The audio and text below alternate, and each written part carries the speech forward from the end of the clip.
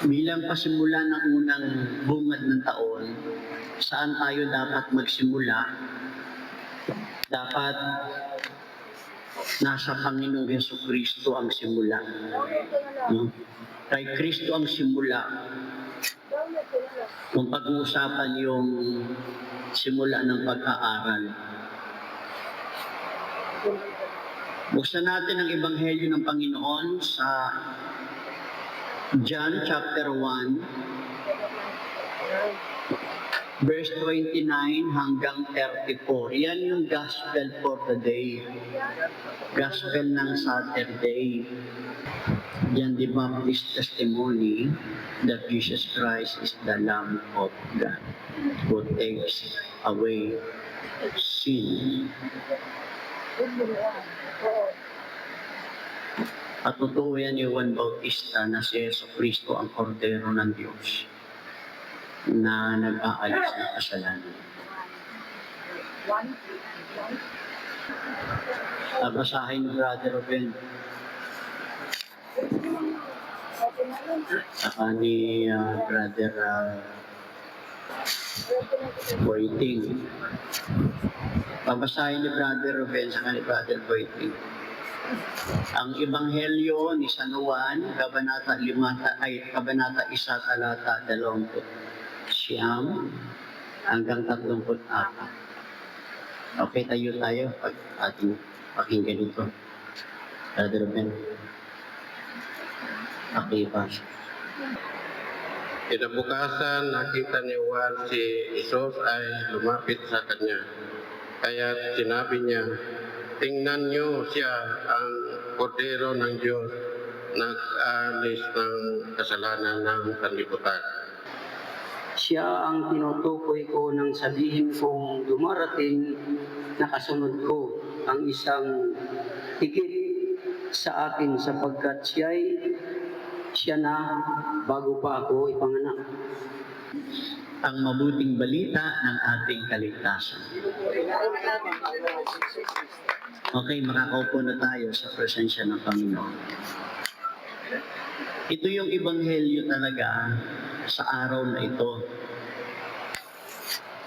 Alam niyo po ba kung sino yung pinaka-anyag, dakila at kilalang tao sa balat ng lupa noon, ngayon at sa mga darating na panahon? Alam niyo kung sino yung tao na yan? Si Kristo. Pero nakita ko kasi ito, kung meron daw kung dapat na pinakaunang dapat nating pag-aralan, yan ay walang iba kundi ang Panginoong Jesucristo. Bilang lingkod, ang unang aral ay kilalanin si Jesus bilang kordero ng Diyos at tunay na pinuno. Ang ating serbisyo ay nakabatay sa kanyang halimbawa ng paglilingkod, hindi sa ating sariling lakas. Kaya ang pamagat nito, patotoo ni Juan Bautista, isulat niya yan kasi unang-unang paksa ito sa unang araw ng taon. Patotoo ni Juan Bautista na si Jesucristo ang kordero ng Diyos na nag-aalis ng mga kasalanan. Yan the Baptist testimony that Jesus Christ is the Lamb of God who takes away sins.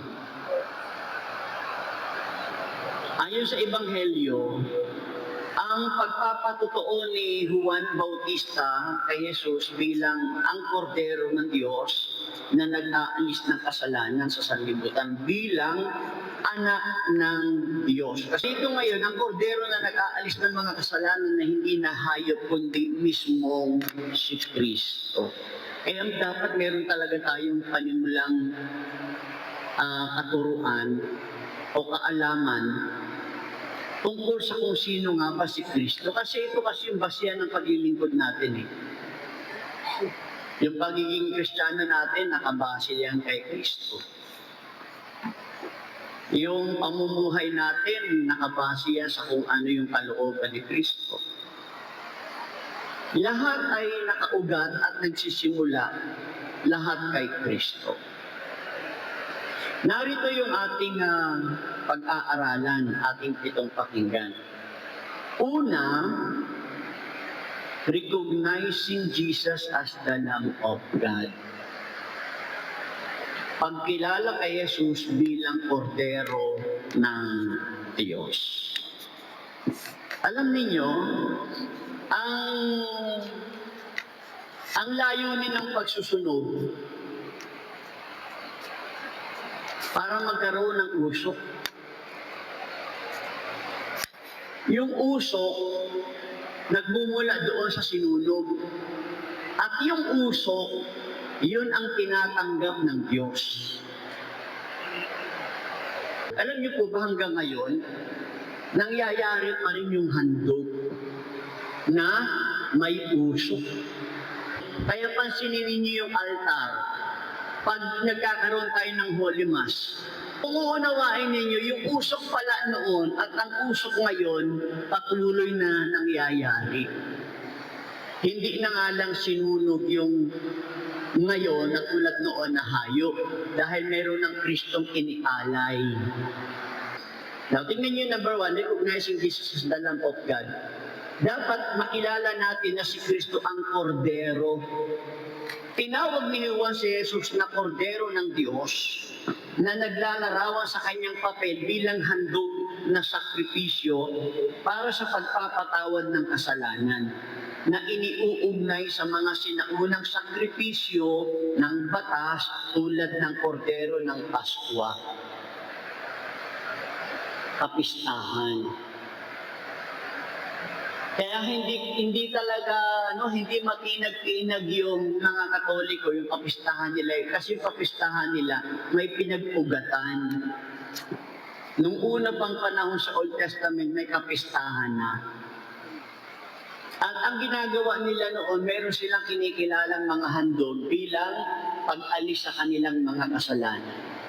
At ngayon nga, si Jesucristo ang kordero na dapat nating paniwalaan, dapat nating tanggapin na siya ang handog sa ikapagpapatawad ng lahat ng ating mga kasalanan. Hindi na tayo dapat magsunog ng mga hayop para patawarin ka ng Diyos. Meron ang ibinigay. Kaya nga sabi doon sa John chapter 3 verse 16, gayon na lang ang pag-ibig ng Diyos sa sanlibutan. Kaya ibinigay niya ang kanyang bugtong na anak. Yun yung una. Recognizing Jesus as the Lamb of God. Second, priority and purpose of baptism. Pagkakaunawa sa layunin ng pagbabautismo.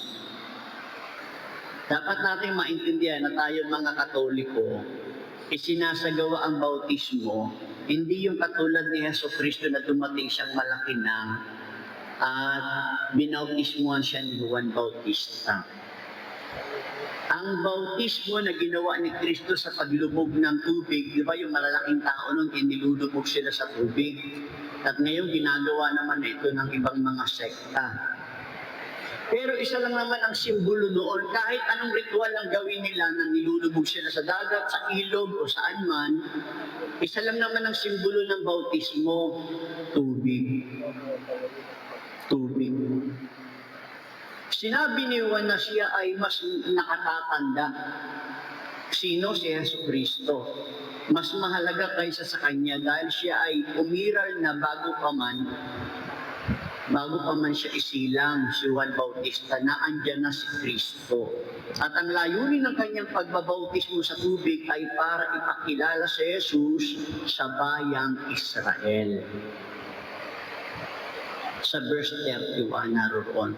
Kaya mapalad tayo kasi yung tao na unahan pa na simula ng daigdig na ito, yung Kristong pinaniniwalaan natin na sinilang sa sabsaban, na sineselebrate natin, tradisyon ng mga Kristiyano na si Kristong tagapagligtas, totoong tao at totoong Diyos, ay sinilang noong panahon ng December 25, ang siya nating ipinagdiriwang at sineselebrate, ipinagkakasaya at pinagmumula ng ating pagdiriwang.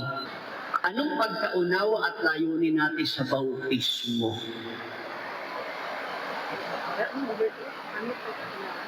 Pangatlo, testimony about the Holy Spirit. Patotoo tungkol sa Espiritu Santo. Testimony about the Holy Spirit. Inihayag ni Juan na nakita niya ang Espiritu Santo na napati at nanatili kay Jesus. Napatunay naman na si Yesu Kristo ang siyang magbabautismo, hindi na sa tubig, kundi sa pamamagitan ng Espiritu Santo at sa apoy. Kitang-kita daw po ni Juan Bautista, nung binautismohan niya si Jesus, yung Espiritu Santo bumaba sa kanya sa anyo ng kalapati. At hindi lang basta ganun ang nangyari, ha? Di may kalapating bumaba sa kanya kay Jesus.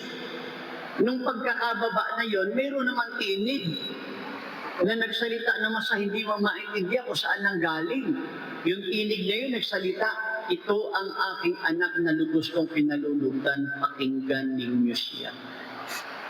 Kaya pala sinabi ng Ama, ang Diyos na si Yahweh, kaya niya pala sinabing, ito ang aking anak na lubos kong pinalulutan, pakinggan ninyo siya. Wala ng lahat, para makilala ang Ama ng lubusan, dapat wala tayong ibang dapat kilalanin at pakinggan, kundi si Kristo. Para hindi tayo maligaw ng pananampalataya, dapat kilalanin si Kristo, pakinggan si Kristo. At sinabi niya yan sa John chapter 14 verse 6, I am the way, the truth, and the life. No one come to the Father except by me. Walang makararating sa Ama kundi sa pamamagitan ko. Kaya kung pakikinggan natin si Kristo, yun ang magiging daan ng pagkilala natin sa Ama. Tuloy-tuloy ang unawa natin sa kung ano yung katotohanan, ano nga ba ang Diyos. Maiintindihan mo yan kapag nakikinig ka kay Kristo, tinanggap mo si Kristo, at may relasyon ka kay Kristo. Tandaan nyo to, ha, hindi lahat ng naniniwala sa Diyos ay may relasyon sa Diyos. Iba yung relasyon, baka naniniwala lang ang tao pero wala namang relasyon. Sino yung may relasyon? Yung laging may communication.